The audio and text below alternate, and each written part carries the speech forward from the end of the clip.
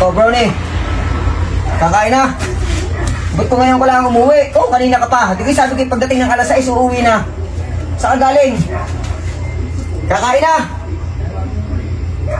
Pagdating ng alas 6, uuwi na. Malapit na ang pasukan. Oh, yung iyong bag, hindi mo pa nalalaban. Kakakain muna. Kanina ka pang inaantay. Ako'y nakadalawang timpla na ng gatas. Lumamig na parehas. Ikaw talaga. Uuwi lang pagkakain. Wait lang. Wait lang. At kung sasandukan. Anong oras na? Alas 8 na yata. Kaya naman ka na brownie.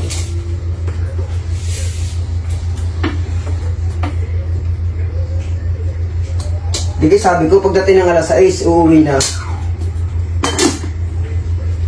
Ikaw talaga brownie. Kaya naman ka na.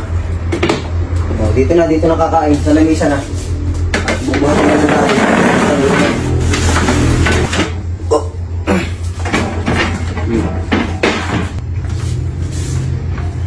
Bukas sa agahan ng uwi ha.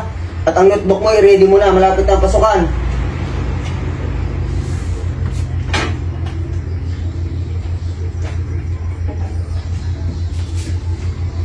Kailangan ka na.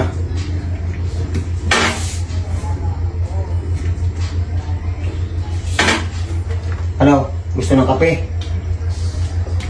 Itimplahan pa ng kape ng daddy. Mahulog. At may kape na yan din yung nakaready. Dapat siya alas 6 pa ay nakauwi na. Kasi siguro na po barkada. O kita mo ka, nakaready na agad ang kape mo. Brown naman. Kahit mga 5 kutsarang kape lang. Maglalaba pa ang daddy ng iyong mga uniform. Pagkagaling sa school, uuwi agad, baka mapabarkada pa ha. Naku po, sasali sa prat. Huwag mo na sasali sa prat. O, relax na, tama na, baka hindi ka na makatulog. Pasok na doon sa kwarto at mag-aral na mabuti. At pasok ka na. Pari grade 7 na eh. Tara na, sa kwarto. Brownie, tara na.